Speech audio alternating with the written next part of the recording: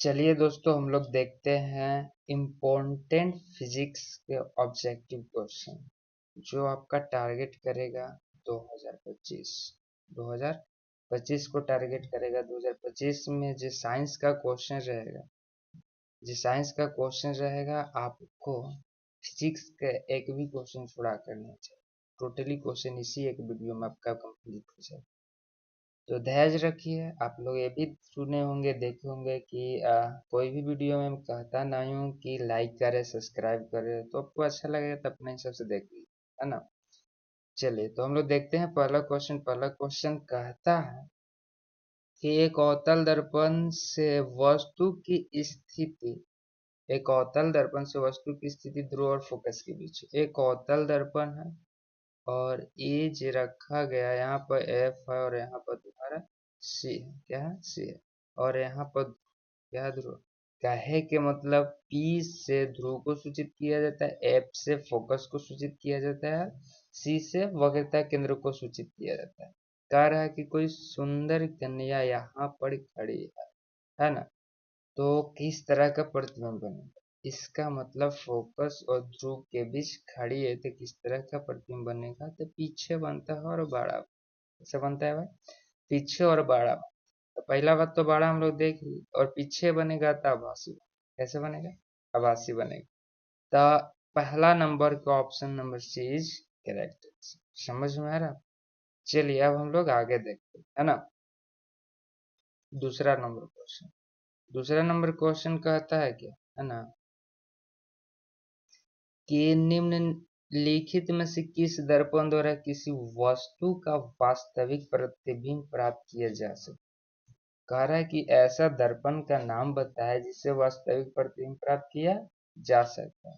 तो आप लोगों ने देखे होंगे कि ये अवतल दर्पण प्रतिबिंब खाली इसका अभी अभी देखे पी, यहाँ पर एफ और यहाँ पर सी। कहे का मतलब ध्रुव, फोकस और वक्रता क्या, इसके दोनों के बीच में, ध्रुव और फोकस के बीच में रहता है, तब पीछे बनता है और सब कैसा बनता है? बड़ा कर। लेकिन अगर इसके विदाउट किसी भी जगह पर रहेगा तो हमेशा वास्तविक बनेगा। कैसा प्रतिबिंब बनेगा? वास्तविक प्रतिबिंब। तो ये तो हमको पता चल गया कि अवतल दर्पण से वास्तविक प्रतिबिंब भी प्राप्त होता है, बनता है। तो अवतल दर्पण एक तो बात हो गया अवतल दर्पण द्वारा। चलिए दूसरा क्या देखते हैं हम, है ना। समतल दर्पण। कौन दर्पण है? समतल दर्पण पहले का ऑप्शन है। जे समतल दर्पण द्वारा आभासी प्रतिबिंब बनता है और उत्तल दर्पण द्वारा कैसे बनता है? आभासी प्रतिबिंब बनता है ना। तो अब वास्तविक प्रतिबिंब की बात किया है तो कीजिए आंसर बी हो जाएगा। क्या हो जाएगा? बी हो जाएगा। ओके। चलिए, अब 3 नंबर क्वेश्चन क्या कहता है कि यदि किसी दर्पण द्वारा बने प्रतिबिंब का आकार हमेशा वस्तु के आकार के बराबर दर्पण होगा। तो आप लोग समतल दर्पण, कौन दर्पण? समतल दर्पण के बारे में सुने हो। तो समतल दर्पण में आप लोगों को ये बताया गया है ना। अगर नहीं बताया गया है तो इनकी विशेषता अगर हम लोग बता दें, है ना। ध्यान से सुनिएगा, इसकी विशेषता क्या हो, है ना। समतल दर्पण समतल दर्पण की विशेषता अगर हम लोग बता दे जे, है ना, समतल दर्पण विशेषता बता दे तो इसका आकार वस्तु के आकार और प्रतिबिंब के आकार बराबर। कहने का मतलब है अगर 5 फीट की कोई सुंदर कन्या खड़ी तो दर्पण में आपके, कैसा में? दर्पण में, है ना, 5 फीट के ही बने। अगर मान लीजिए कि 2 फीट वस्तु का, तो 2 फीट का ही बने, है ना। तो ये समतल दर्पण। समझ में आ रहा है? और उत्तल दर्पण में तो हमेशा क्या होता है? छोटा बनता है। अवतल दर्पण में छोटा बड़ा सभी प्रकार का बनता है, और समतल दर्पण में क्या होता है? ये बराबर। तो option number C is correct answer. समझ में आ रहा है? चलिए, अब हम लोग अगला क्वेश्चन देखते हैं, है ना। नेक्स्ट क्वेश्चन क्या होता है? चौथा नंबर क्वेश्चन चौथा नंबर क्वेश्चन पे कर रहा है। चौथा नंबर क्वेश्चन कह रहा है कि एक गोलीय दर्पण द्वारा बने प्रतिबिंब का आवर्धन। इसका अर्थ है कि यह है कि प्रति कह रहा है कि एक गोलीय दर्पण में कुछ भी हो सकता है। अवतल दर्पण, उत्तल दर्पण और अवतल या उत्तल यही दो हो सकता है। गोलीय दर्पण अवतल या उत्तल। गोलीय दर्पण इसी को कहा जाता है जो इसका क्या होता है, टुकड़ा होता है। क्या होता है, टुकड़ा। एक तो परावर्तक सतह उठा रहेगा तो इसको उत्तल दर्पण दर्पण उत्तल दर्पण और एक धंसा रहेगा इसको क्या कहें, अवतल कहें, अवतल दर्पण कहें। तो बोल रहा है आवर्धन की बात कर रहा है, किसकी बात कर रहा है, आवर्धन की बात कर रहा है ना। तो आवर्धन हम लोग देखते हैं आवर्धन आखिर होता क्या है ना। आवर्धन की चर्चा हम लोग करते हैं। तो आवर्धन क्या होता है, चलिए देखिए आवर्धन क्या होता है ना। आवर्धन की चर्चा की है, किसकी चर्चा किया है, आवर्धन की चर्चा की है ना। तो आवर्धन की चर्चा किया है तो आवर्धन में हम लोग देखेंगे आवर्धन क्या होता है। तो आवर्धन जो है, आवर्धन आवर्धन आवर्धन एम होता है। एम क्या होता है भाई, एम से सूचित किया जाता है और एच डैश बटा एच होता है। एच डैश बटा इसका फॉर्मूला क्या होता है, एच होता है। और एच डैश क्या होता है, प्रतिबिंब की ऊंचाई, प्रतिबिंब की ऊंचाई। और ये क्या होता है, वस्तु की ऊंचाई। ये क्या होता है, वस्तु की ऊंचाई, है ना। तो प्रतिबिंब की ऊंचाई बटा वस्तु की ऊंचाई को ही अवलोकन। अच्छा, नेगेटिव कब, जब या तो प्रतिबिंब निगेटिव हो या तो वस्तु निगेटिव हो, तभी तो हो सकते हैं नेगेटिव, है ना। तभी तो नेगेटिव हो सकता है, समझ में आ रहा है।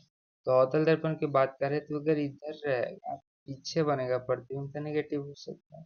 कहने का मतलब है साफ साफ यही बात है ना।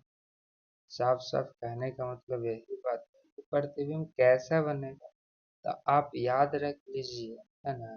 कहने का मतलब साफ साफ यही है कि आप याद रख लीजिए कि अगर प्रतिबिंब सीधा बनेगा, उल्टा बनेगा, कैसा बनेगा, तो है ना, समझ रहे हैं। किस तरह के बनेगा तो प्रतिबिंब कह रहा है, अतिआवर्धन कह रहा है अजय ऋणात्मक, क्या कर रहा है, ऋणात्मक, है ना। तो उल्टा बनता है तो ऋणात्मक, ऑप्शन नंबर इज करेक्ट। उल्टा बनता है तो क्या होता है, ऋणात्मक। आप रख लीजिए। चलिए नेक्स्ट देखते हैं। लो, बोल रहा है 5 नंबर, है ना। 5 नंबर में क्या बोल रहा है देखिएगा, क्या कह रहा है कि उत्तल लेंस में जब वस्तु फोकस एवं लेंस के बीच रखी जाती है।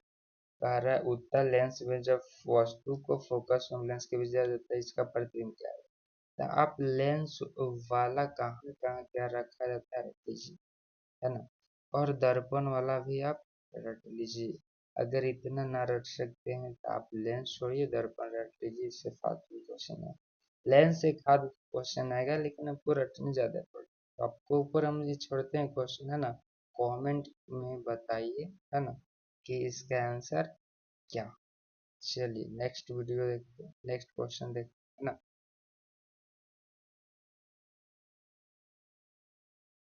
छठा नंबर कहता है कि एक दर्पण से किसी भी दूर पर रखी एक वस्तु का सीधा प्रतिबिंब ही प्राप्त होता है। आप लोग को हम लोग बताए थे ये उत्तल दर्पण नहीं, अवतल दर्पण। कौन दर्पण, अवतल दर्पण।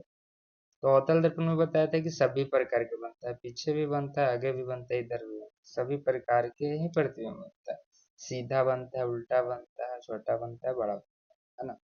लेकिन उत्तल दर्पण में आप लोगों को बताया गया था, उत्तल दर्पण तो इससे हमेशा ही सीधा प्रतिबिंब बनता है, उल्टा कभी भी नहीं बनता है ना। तो केवल और केवल उत्तल दर्पण, ऑप्शन नंबर बी। चलिए, अच्छा ऑप्शन थोड़ा सा देखते हैं। वो रहा समतल दर्पण भी दिया है, समतल दर्पण और उत्तल भी दिया है, अवतल दिया है। समतल दर्पण द्वारा भी बनता है, इसके चलते option number C is correct, है ना। तो आप लोग सभी ऑप्शन को पढ़ के देखिएगा एग्जाम में, नहीं तो लगेगा कि आंसर है और इसके अलावा दूसरा भी हो सकता है ना। तो सभी ऑप्शन को देख के और टिक मारिए, ठीक है। चलिए नेक्स्ट क्वेश्चन देखते हैं। 7 नंबर क्वेश्चन क्या कहता है? 7 नंबर क्वेश्चन कहता है 0.2D तथा 0.25D क्षमता वाले दो लेंस का संयोजन किया जाता है। कहे का मतलब है दो लेंस है, दो लेंस है। इसका ये जो डी लिखा हुआ क्या होता है? क्षमता हुआ है, लेंस की शक्ति होती है, जिसे पी से सूचित किया जाता है। तो पी बराबर है 2.02, है ना। और ई है पी बराबर कितना? 0.25। प्लस खाली इसका नेचर बताता है, प्लस क्या है ना, नेचर बताता है ना। चलिए तो इसको P1 मान लेते हैं, इसको क्या मानते हैं? P2। अब दोनों का अगर जोड़ा जाए ना, दोनों लेंस को अगर सटा के रखा जाए तो दोनों का पावर का जो होगा बढ़ जाएगा, ना समझे। जैसे 1 kg एक पॉलीथीन में आलू, दूसरा पॉलीथीन में 1 kg और, दोनों के अगर सटा के रखा जाए तो टोटल वजन पूछेंगे तो 2 kg बोलो। इसी तरह से इसका पावर पूछ रहा है कितना, तो इसका पावर ए पावर जोड़ देंगे, पता चल जाएगा कि हमको कितना होगा। जोड़ दीजिए 2.0 प्लस 0.25 कितना हो जाएगा? 2.25 डिग्री। समझ में आ रहा है? चलिए तो इसका देखेंगे ऑप्शन, अब बोलेंगे कि वही क्या होगा आंसर। तो 2.25 आपको दिखाई दे रहा है, ऑप्शन नंबर डी, है ना। तो option number D is correct answer. चलिए आगे हम लोग देखते हैं नेक्स्ट क्वेश्चन। 8 नंबर, 8वां नंबर हम लोग देखते हैं, है ना। इसमें बताते हैं क्या होता है। बोल रहे हैं कि कौन सा लेंस हवा में अभिसारी लेंस भी कहा जाए। ऑप्शन नंबर ए आपको यहाँ पर दिख रहा होगा, बी, सी और डी, है ना।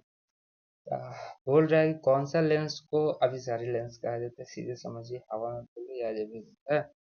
तो अभिसारी लेंस की चर्चा कर रहा है कि अभिसारी लेंस किससे कहा जाता है। देखिए, है ना, अभिसारी और एक पूछता है क्वेश्चन अपसारी, कौन लेंस?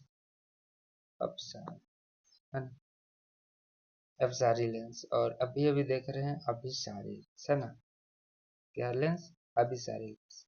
तो याद रखिएगा, उत्तल लेंस को अभिसारी लेंस कहा जाता है और अवतल लेंस को अपसारी लेंस कहा जाता है। समझ में आ रहा है? अब पूछिएगा कि ऐसा क्या है भाई, कुछ तो रीजन होगा, साइंस रीजन पर ही टिका हुआ, सबके पीछे कुछ न कुछ क्या है, कारण है। तो आप लोग को 2 मार्क्स में, है ना, सब्जेक्टिव का कल क्वेश्चन लेके आएंगे, है ना, वेरी वेरी इंपॉर्टेंट। कल सब्जेक्टिव का लेके आएंगे, है ना, जो 2025 का टारगेट रहेगा, इससे 2 नंबर के क्वेश्चन एक भी ज्यादा फिजिक्स में नहीं है और फिजिक्स का ही रहेगा। तो वहां आपको अपसारी और अभिसारी लेंस काहे कहा जाता है, इसकी कारण का पता चले। समझ में आ रहा है? तो अभिसारी लेंस पूछेगा तो कौन में टिक मारिएगा? ऑप्शन नंबर ए में। अब हम लोग देख लेते हैं 9वां नंबर। 9वां नंबर कहते हैं किसी माध्यम में अपवर्तनांक का। तो अपवर्तनांक के मान बता रहा है, कहने का मतलब है इसका ये पूछ रहा है। अपवर्तनांक के आप लोग जान रहे होंगे कि दो नियम होता है। कितने नियम होते हैं? दो नियम होता है। पहला नियम क्या कहता है कि आपतित किरण, अपवर्तित किरण तथा आपतन कोण, आपतित किरण, अपवर्तित किरण तथा आपतन कोण तीनों एक ही समतल। पहला नियम यही था। दूसरा नियम क्या था? साइन आई का जी, साइन आई बटा में sine R equal to constant था, इसे म्यू कहते हैं। क्या था? ये कांस्टेंट था, है ना, नियतांक था। तो यही बोल रहा है कि इसका मान क्या होगा, तो साइन आई बटा साइन, और option number B is a right answer. तो समझ में आ रहा है आपको? हाँ, तैयारी रट लीजिए, इससे फालतू क्वेश्चन फिजिक्स का नहीं आएगा। हाँ, 2025 में आप पूरे पूरे मन से खुश होइएगा, वहां कहिएगा वीडियो तो बहुत जबरदस्त था भाई, अपने छोटे भाई बहन को भी बोलिएगा कि उसी से पढ़ा।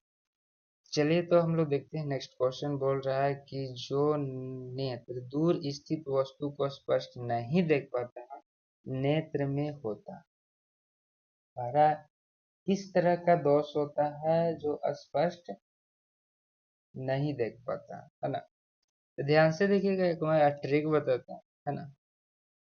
जो दृष्टि दोष हुआ रहता है उसी वस्तु, उसी दूरी को साफ साफ देख, जैसे दूर दृष्टि दोष हुआ तो दूर की वस्तु को ही साफ साफ दिखाई देगा और निकट की वस्तु को साफ साफ नहीं देख पाएगा, है ना। तो दूर दृष्टि दोष कह रहा है तो दूर की वस्तु को क्लीन क्लीन दिखाई दे रहा है, लेकिन कह रहा है कि दूर की वस्तु को दिखाई ही ना दे।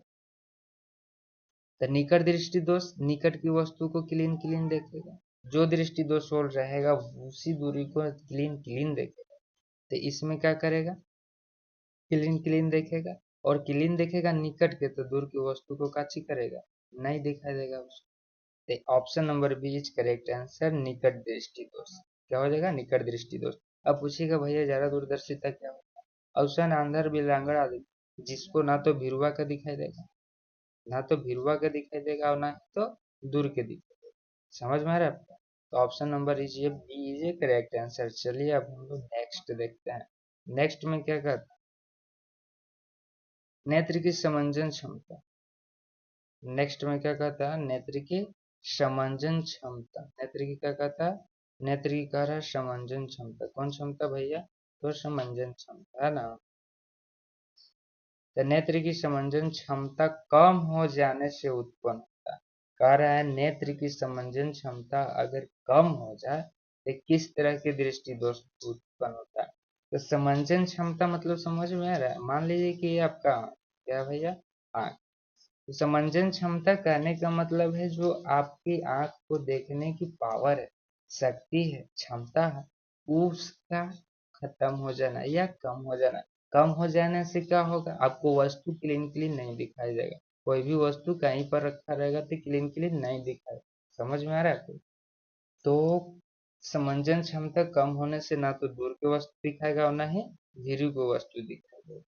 तो अभी अभी हम लोग निकट दृष्टि दोष में देखे थे कि निकट के दिखाई देगा, जो दृष्टि दोष हो रहा था वही दिखाई देता। इसका मतलब A option is wrong. B option भी रॉन्ग हो जाएगा, क्या है कि दूर की दृष्टि दोष है तो दूर के दिखाएगा और ज्यादा दूर से दर्शिता ही से करेक्ट, करेक्ट आंसर सी हो जाएगा। ज्यादा दूर दृष्टि दोष उसी को कहते हैं, ना तो दूर के दिखाई देगा और ना ही दूर को दिखाएगा। समझ में आ रहा है बात। चलिए अब हम लोग नेक्स्ट क्वेश्चन देखते हैं। नेक्स्ट क्वेश्चन क्या कहता है, 12, हाँ 12, 12 नंबर क्या कहता है, ध्यान से देखिए, है ना। 12 नंबर क्वेश्चन कहता है कि अनवीकरणीय ऊर्जा स्रोत है। अनवीकरणीय ऊर्जा स्रोत है। कौन नवीकरणीय है, तो अनवीकरणीय ऊर्जा स्रोत। तो ध्यान से देखिएगा, अनवीकरणीय ऊर्जा स्रोत किसे कहते हैं, है ना। ऑप्शन नंबर ए में क्या चाहिए, पवन ऊर्जा। कौन ऊर्जा है, पवन ऊर्जा है ना। ऑप्शन नंबर ए में क्या है, पवन ऊर्जा है। ऑप्शन नंबर बी में बोलिए जल ऊर्जा है। और ऑप्शन नंबर सी में क्या चाहिए, कोयला। क्या है, कोयला है। ऑप्शन नंबर डी में क्या है, सौर ऊर्जा। सौर ऊर्जा। तो ध्यान से देखिएगा, हम आपको एक बात बता, अनवीकरणीय ऊर्जा स्रोत होता क्या, पहले इसको समझिए, है ना। तो अनवीकरणीय ऊर्जा स्रोत उसको कहा जाता है जो तेजी से इस्तेमाल करने पर, तेजी से यूज करने पर, तेजी से यूज करने पर क्या होता है, समाप्त हो जाता है। क्या होता है भैया, समाप्त हो जाता है। तो आप देखिए पवन ऊर्जा जिंदगी में कहीं तो खत्म होने वाला नहीं ना। पवन ऊर्जा हवा से उत्पन्न नहीं खत्म। जल ऊर्जा वाटर धरती पे खत्म होने वाला, 3 भाग में तो वाटर है, जिंदगी में कहीं तो खत्म नहीं होने वाला, वो जिंदगी। सौर ऊर्जा सूर्य भगवान कहीं तो खत्म होने वाला नहीं ना। तो ऑप्शन नंबर सी बच गया, कोयला को तेजी से उपयोग करने से होगा, कोयला खत्म हो सकता है। समझ में आ रहा है। तो ऑप्शन नंबर सी इज अनवीकरणीय स्रोत। समझ में आ रहा है। और एक भी क्वेश्चन पूछता है नवीकरणीय स्रोत। क्या पूछता है, नवीकरणीय स्रोत। नवीकरणीय स्रोत जो तेजी से उपयोग करने पर क्या होता है, खत्म ही नहीं होता है। तो ये सारा के सारा क्या है, नवीकरणीय स्रोत। आप समझ में आ रहा है आपको। ये सारा के सारा क्या है, नवीकरणीय स्रोत। चलिए तो हम लोग नेक्स्ट क्वेश्चन देखते हैं ना। नेक्स्ट क्वेश्चन देखते हैं, नेक्स्ट क्वेश्चन में क्या कहता है। 13 नंबर क्वेश्चन है ना, कह रहा है कि जल विद्युत स्रोत ऊर्जा का कैसे स्रोत। अभी हम लोग बताएं कि जो खत्म नहीं होता है ना, तो जल से एनर्जी इंक्रीज होगा तो जिंदगी में कहीं ना खत्म होगा, कई जिंदगी बीत जाएगा, तो खत्म नहीं होगा तो हम लोग क्या बोलेंगे कि जल विद्युत स्रोत जो है कैसा स्रोत है, नवीकरणीय स्रोत है। कैसा स्रोत है, नवीकरणीय, खत्म ही नहीं होगा यूज करने का, तो दोबारा रीयूज कर सकते हैं, है ना। चलिए option number B is correct answer. चलिए ऑप्शन अति 14 नंबर क्वेश्चन, बायोगैस का मुख्य घटक। तो बायोगैस बनता किस तरह से है ना, इसका सब्जेक्टिव में कहीं देखेंगे किस तरह से बनता है, क्या होता है, इसमें कौन कौन गैस मिला रहता है, तो इसका मुख्य घटक याद रखिएगा मीथेन। क्या होता है, methane. Option number C is correct answer. चलिए हम लोग नेक्स्ट क्वेश्चन देखते हैं, है ना। नेक्स्ट क्वेश्चन है ना, 15 नंबर कह रहा है, 15 नंबर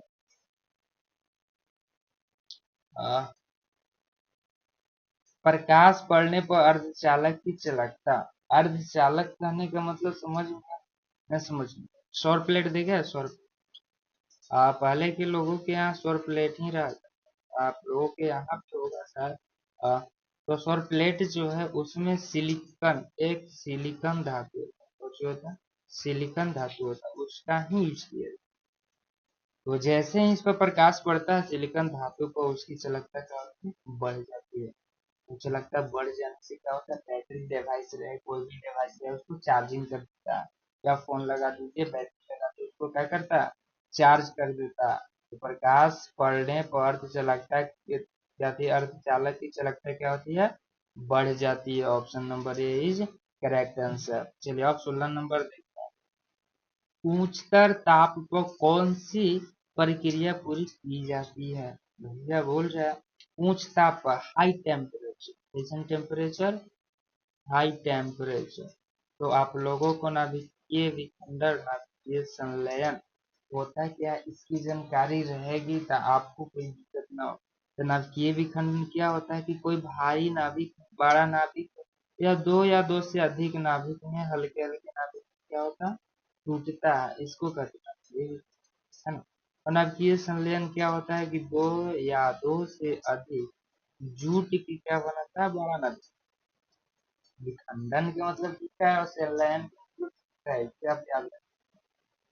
तो बोल रहा है कि उच्च ताप पर कौन सी प्रक्रिया पूरा होता है, तो हाई टेम्परेचर पर नाभिकीय संलयन ही होता है, जो होता है टेम्परेचर चाहिए दूसरे, समझ में आ रहा है।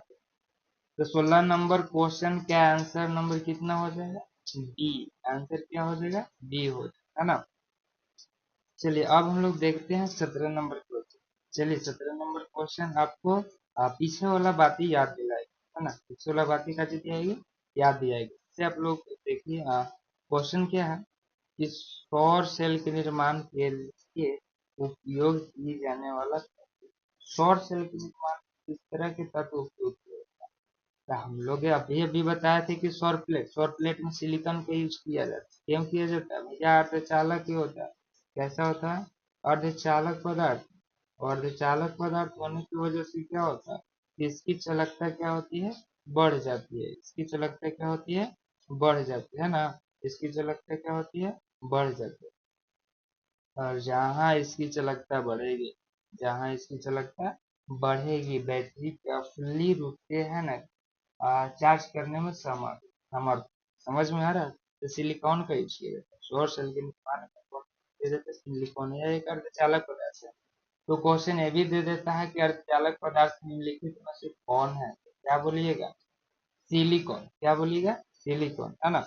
चलिए नेक्स्ट क्वेश्चन देखते हैं। बोल रहे हैं तारों के टिमटिमाते प्रतीत होने का, तारों के टिमटिमाते प्रतीत होने का कारण क्या, पूछ रहा है कि तारा भैया क्या है टिमटिमाता, तारा का है टिमटिमाता, है ना। तो तारों के टिमटिमाने का कारण क्या है, तो तारों के टिमटिमाने का कारण आप लोग को पता है क्या होता है, तारा कहाँ रहता है, आकाश में रहता है। कहाँ रहता है, आकाश में रहता है। तारा आकाश में रहता है ना। तो तारा जब आकाश में ही रहता है तो टिमटिमाएगा, है ना। और काहे टिमटिमाएगा, आकाश में रहेगा, आकाश में पता है आप लोगों का क्या है? वायुमंडल। क्या है? वायुमंडल। आकाश में वायुमंडल है। वायुमंडलीय अपवर्तन। क्या होगा? वायुमंडलीय अपवर्तन। तो इसका a is correct answer. A is correct answer. तारों के टिमटिमाने के कारण क्या है? प्रतीत क्या होता है? वायुमंडलीय अपवर्तन। किसके कारण होता है? वायुमंडलीय अपवर्तन। अभी क्वेश्चन 2 नंबर में आपको मिलेगा कि अंतरिक्ष आपको काला क्या दिखाई देता है? तो कारण यह है कि वहां पर अंतरिक्ष में वायुमंडल है, जिसके कारण वहां वायुमंडलीय अपवर्तन है। साथ में वायुमंडलीय प्रकीर्णन भी नहीं है, जिसके कारण वो प्रतीक कैसा दिखाई देता है? काला दिखाई देता है। नेक्स्ट वीडियो में आप लोग को ले आएंगे, है ना? आपको कल वीडियो प्रोवाइड कर दिया जाएगा, जिसमें सब्जेक्टिव क्वेश्चन 2 नंबर और 5 नंबर का जो 2025 में पूछे जाने वाला है वो सब क्वेश्चन है। तो आप देखिए और मजे लीजिए, है ना? और साथ में क्या नंबर लेके आइए, 400 500 लेके आइए, है ना? उसके बाद कमेंट कीजिए कि भैया आप बताएं तारा के तारा, है ना? चलिए, तो अब हम लोग देखते हैं नेक्स्ट क्वेश्चन। बोल रहा है किसी वस्तु का प्रतिबिंब नेत्र की किस भाग को बनता है? कह रहा है कि कोई भी वस्तु है, उसका प्रतिबिंब नेत्र की किस भाग को पड़ता है? चैप्टर नंबर 3 के क्वेश्चन, है ना? आंख वाला। तो नेत्र की किस भाग को पड़ता है? ये तो रट ही लीजिए भैया, रेटिना या दृष्टि पटल पर। रेटिना जगह से पर दृष्टि पटल पर बनता है। रेटिना पर पर्दा होना चाहिए था। आंख में पर्दा जैसा काम कौन करता है? तो रेटिना करता है। समझ में आ रहा है आपको? क्या करता है? रेटिना करता है ना?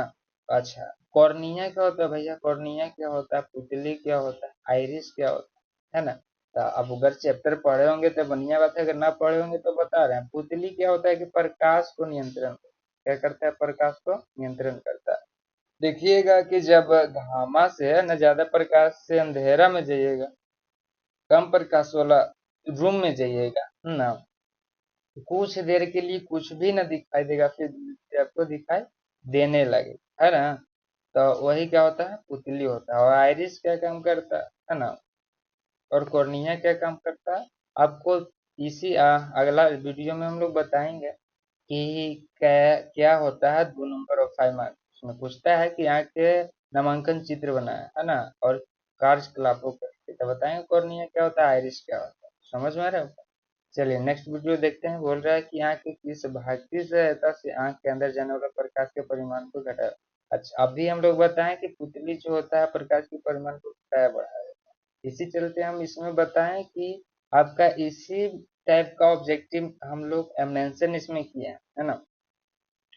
तो क्या होता है भैया? पुतली के द्वारा प्रकाश का क्या होता है? नियंत्रण होता है। चलिए नेक्स्ट क्वेश्चन देखते हैं, है ना? 21 नंबर। क्या नंबर? 21 नंबर, है ना? बोल रहा है कि विभिन्न दूरियों पर रखी वस्तुओं के प्रतिबिंब को फोकस करने के लिए आंख के लेंस की दूरी परिवर्तित होती है। कह रहा है कि फोकस दूरी को परिवर्तन कौन करता है? तो आंख में ही बताया जाएगा। सिलियरी पेशियां जो है फोकस दूरी को परिवर्तन करता है। Option number C is correct answer. चलिए नेक्स्ट हम लोग देखते हैं ना। 22 नंबर बोल रहा है ना, आपको हम एक बात बता बता बता चलिए बताएंगे आपको। ये 12th क्लास के ही क्वेश्चन है। किस क्लास में मिलेगा आपको? 12th क्लास के क्वेश्चन में आपको पढ़ने के लिए मिलेगा। समझ में आ रहा है? तो बढ़िया से देखिएगा, 12th क्लास में भी आपको पढ़ने के लिए मिलेगा, इसमें भी पढ़ने के लिए। तो ये पूछ देता है, सबको सिलेबस में तो है नहीं ध्रुव प्रबलता के समर्थक, लेकिन पूछ देता है ना? तो देखिए, जो जो क्वेश्चन पूछेगा उसी का हम बताएंगे, और उसका फालतू नहीं रहेगा। ये पूछेगा क्वेश्चन, समझ लो। तो इसका क्या आंसर होगा आप लोग समझ सकते हैं, ना समझ सकते छोड़ दीजिए, बताते हैं क्या है ना। एम्पियर मीटर क्या होता है? रख लीजिए, एम्पियर मीटर क्या होता है? Ampere metre. इसको वेबर भी कहा जाता है। Weber, weber. इसका ऐसा है मतलब वेबर होता है जो काफी होता है एम्पियर मीटर के बराबर होता है। तो या तो ऑप्शन में ए रहेगा तो इसको मारिए, या तो सी रहेगा तो सी कुमारी। चलिए हम लोग देखते हैं नेक्स्ट क्वेश्चन। बोल रहा है दिक दिक, यहाँ पर दिक लिख दिया गया है ना, आप समझिए दिक का क्या बा। दिक, दिक परिवर्तन युक्त जनित्र उत्पन्न करता है। बोल रहा है दिक परिवर्तन युक्त जनित्र किस तरह के धारा परिवर्तन करता उत्पन्न करता है, तो दिष्ट धारा उत्पन्न करता है। किस तरह के करता है भैया, दिष्ट धारा उत्पन्न करता है। दिक परिवर्तन युक्त जनित्र कहा जाता है। आप सीधे सीधे समझ लीजिए, दिष्ट धारा उत्पन्न करने वाला यंत्र को कहा जाता है दिक परिवर्तन युक्त जनित्र। समझ में आ रहा है आपको? चलिए अब हम लोग देखते हैं नेक्स्ट क्वेश्चन।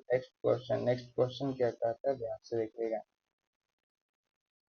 बोल रहा है, क्या बोल रहा है कि सामान्यतया विद्युतमय तार का प्रयोग करना चाहिए। बोल रहा है कि विद्युतमय तार का प्रयोग किस कलर से किया जाता है, कैसा कलर रहता है। इसको कभी कभी लिखल मिलेगा विद्युन्मय तार। कौन तार, विद्युन्मय तार या विद्युतमय तार, विद्युतमय तार, विद्युतमय तार।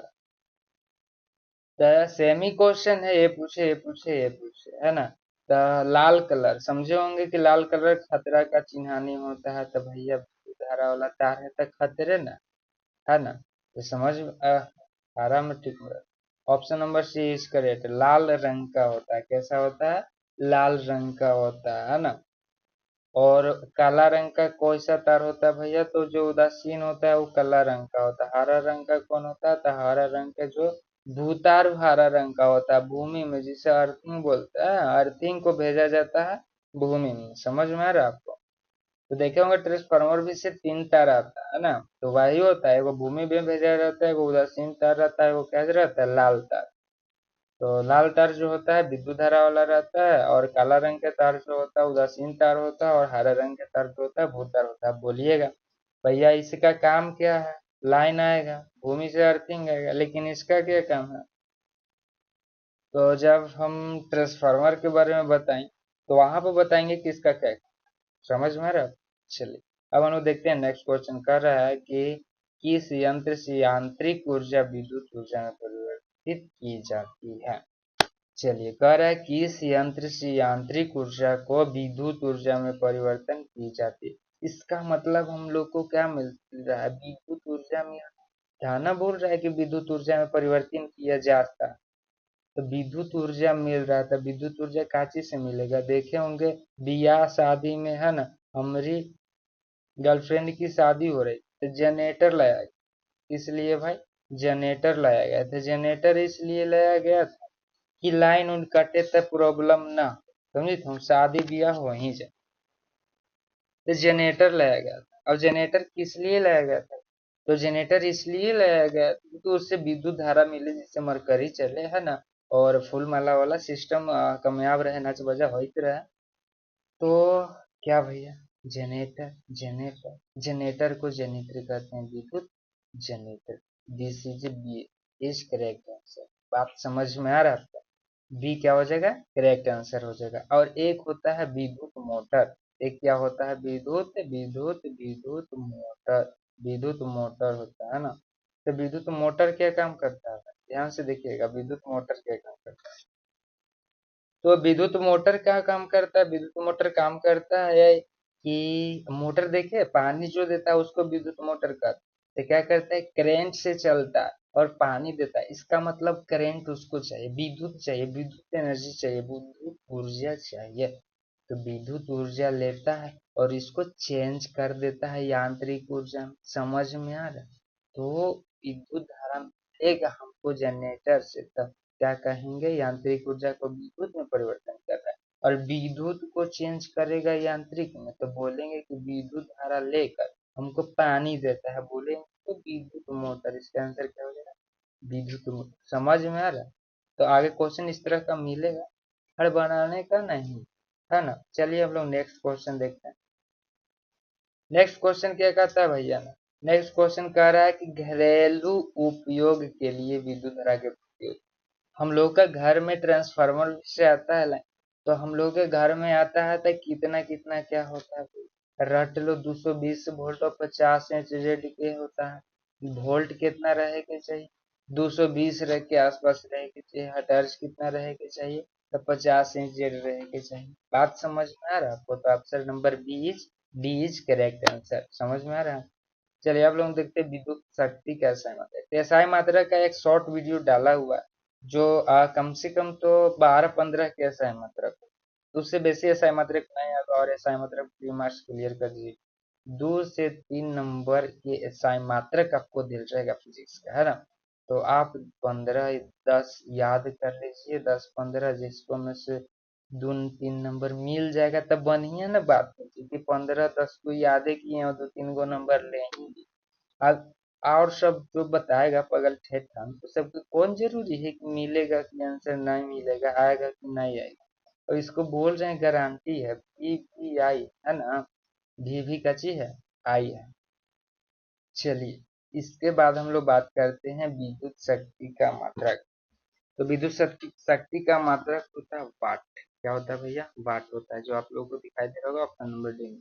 किसमें? Option number D. Option number D is correct answer. चलिए तब हम लोग आगे देखते हैं, है ना? आगे में क्या बोलता है? 28 नंबर। क्या नंबर? 28 नंबर। 28 नंबर में क्या बोलता है? आप लोग भी देखते हैं, विद्युत बल्ब का तंतु किस धातु का बना होता है? न समझ। आप लोग देखे होंगे पीला बॉल। कौन बॉल? पीला बॉल देखे होंगे, है ना? इसमें स्प्रिंग स्प्रिंग टाइप का रहता है ना? और इसको लगा देने पर लाइट मारता है। क्या मारता है? लाइट मारता है। अब भैया लाइट मारता है तो स्प्रिंगवा ही जलता है, और स्प्रिंग को ही तंतु कहते हैं। क्या कहते हैं? तंतु कहते हैं। इसको इंग्लिश में फिलामेंट कहा जाता है। क्या कहा जाता है? फिलामेंट कहा जाता है। समझ में आ रहा है? तो यही बोल रहे हैं, कहा तो जाता है बढ़िया बात, लेकिन कोई सी धातु का होता है? तो ये जो होता है टंगस्टन का होता है। क्या होता है? टंगस्टन का होता है। Option number B is correct answer. चलिए आगे हम लोग देखते हैं, बैटरी किस प्रकार की धारा प्राप्त, बैटरी से किस प्रकार की धारा प्राप्त होती है? तो बैटरी से दिष्ट धारा प्राप्त होती है। बैटरी बैटरी जो घरों में यूज किया जाता है ना, उससे दिष्ट धारा प्राप्त होती है, और जो ट्रांसफार्मर होता है उससे प्रत्यावर्ती धारा प्राप्त होती है। बात समझ में? Option number A is correct answer. चलिए अब हम लोग अगला क्वेश्चन देखते हैं ना। अगला क्वेश्चन 30 नंबर क्वेश्चन। क्या नंबर क्वेश्चन? 30 नंबर क्वेश्चन क्या बोलता है, ध्यान से देखिए। बोल रहा है 1 वोल्ट कहलाता है। भैया 1 वोल्ट किसको कहा जाता है, इसके बारे में पूछ रहा हूँ। तो विभव का एसआई मात्रक किसका? विभव का एसआई मात्रक। और विभव आप लोग जानते हैं, इकाई आवेश को खींच कर किसी जगह पर ले जाने पर किया गया कार्य को हम लोग विभव कहते हैं। यही कहते हैं, इकाई आवेश को खींच के ले जाने में जो कार्य किया जाता है, बोले तो W/Q। जो कार्य किया जाता है इकाई आवेश को खींच कर, ओकरो का कहा जाता है विभव कहा जाता है, जिसका ऐसा मतलब क्या होता है? वोल्ट होता है। तो 1 वोल्ट कर रहा है, क्या वोल्ट कर रहा है? 1 वोल्ट। तो 1 जूल होगा। कार्य का ऐसा मतलब जूल होता है। और क्यू क्यू क्या होता है? कूलोम। इसका ऐसा मतलब क्या होता है? कूलोम होता है। तो 1 जूल और एक क्या हो जाएगा? कूलोम होगा, तबे ना 1 वोल्ट कहेंगे उसको। समझ में आ रहा है आपको? तो जूल प्रति कूलोम, एक एक कट जाएगा तो क्या बचेगा? जूल प्रति कूलोम, या 1 जूल प्रति कूलोम को हम क्या कहते हैं? 1 वोल्ट कहते हैं। Option number B correct answer. आगे हम लोग देखें, निम्नलिखित में से कौन नेत्र का रंगीन भाग होता है? तो option number D is correct answer, परितारिका। क्या होता है? परितारिका। चलिए आगे क्वेश्चन देखते हैं, नेक्स्ट क्वेश्चन। नेक्स्ट क्वेश्चन क्या बोलता है भाई, ध्यान से सुनिएगा, है ना? तो नेक्स्ट क्वेश्चन बोल रहा है कि किस रंग का विचलन न्यूनतम होता है? किस रंग का विचलन न्यूनतम होता है? तो आप लोग को 5 नंबर 2 नंबर या 5 नंबर में हम लोग बताएंगे इसी नेक्स्ट वीडियो में, कि विचलन क्या होता है, तरंगदैर्ध्य क्या होता है, किसका ज्यादा और किसका कम होता है, कलर का होता है, रंग का होता है ना? तो अभी इसमें बता दे रहे हैं, इसको टेंशन लेने की बात नहीं है ना, ये नहीं बताए तो बता रहे हैं। समझा दो थोड़ा सा। देखिए ये तुम्हारा प्रिज्म। क्या है? प्रिज्म। यहाँ से व्हाइट प्रकाश है, बोले तो श्वेत प्रकाश। कौन प्रकाश भैया? श्वेत प्रकाश, है ना? श्वेत प्रकाश। जी घामा आपका श्वेत प्रकाश में आता है तो क्या होता है? 7 रंगों में प्रिज्म से गुजरेंगे तो 7 रंगों में क्या होगा, 2 4 6, 7 रंगों में क्या हो जाएगा, विभाग हो जाएगा। तो सबसे ऊपर लाल रहता है, इसका ट्रिक बताएंगे। लाल रहता है, नीचे रहता है बैगनी, क्या रहता है, बैगनी रहता है ना। इसका ट्रिक नेक्स्ट वीडियो में मिलेगा, आप जरूर देखिएगा ना। लाल होता है, बैगनी होता है, तो इसका सबसे ज्यादा तरंग दैर्ध्य होता है, इसका सबसे ज्यादा क्या होता है, तरंग दैर्ध्य होता है, और विचलन बहुत कम होता है। तो option number B is a correct answer. और इसका अपोजिट बैगनी, इसमें विचलन ही ज्यादा होता है और तरंग दैर्ध्य ही क्या होता है, कम होता है। तो हम लोग देख लिए option number A is correct answer. न्यूनतम विचलन किसका होता है, तो लाल का होता है। अगला क्वेश्चन है, तरंग दैर्ध्य को समांतर व्यक्त किया जाता है। तो ये भी आपको शॉर्ट वीडियो में आपको मिलेगा, जैसा यूनिट है ना। तरंग दैर्ध्य में सूचित किया जाता है, इसको तरंग दैर्ध्य से व्यक्त किया जाता है। तरंग दैर्ध्य तो क्वेश्चन है ये, तरंग दैर्ध्य तो क्वेश्चन है ये। तरंग दैर्ध्य को किसमें व्यक्त किया जाता है, तो एंगस्ट्रॉम में व्यक्त किया जाता है। किसमें, एंगस्ट्रॉम में, जिसका सिंबल ए होता है। ए लिखकर ऊपर लिख दीजिएगा। चलिए अब हम लोग देखते हैं नेक्स्ट क्वेश्चन। नेक्स्ट क्वेश्चन क्या कहता है, ध्यान से देखिएगा, है ना। जो एंगस्ट्रॉम, ऑप्शन नंबर डी जो आपको दिखाई दे रहा है ना, इसका आंसर डी है। चलिए अब हम लोग आगे देखते हैं। आ, आगे खत्म हो गया है, इतना ही क्वेश्चन आप कर लीजिए। और एक क्वेश्चन आपको कितना चैप्टर तक, आपको पूरी फिजिक्स में इतना क्वेश्चन कर लीजिए। आपको बोल रहे हैं, है ना, आपको क्या बोल रहे हैं कि आप 2025 में फिजिक्स का क्वेश्चन फिर आपको ऑब्जेक्टिव देखने की जरूरत नहीं पड़ेगी, है ना। चलिए, थैंक्स, गुड बाय।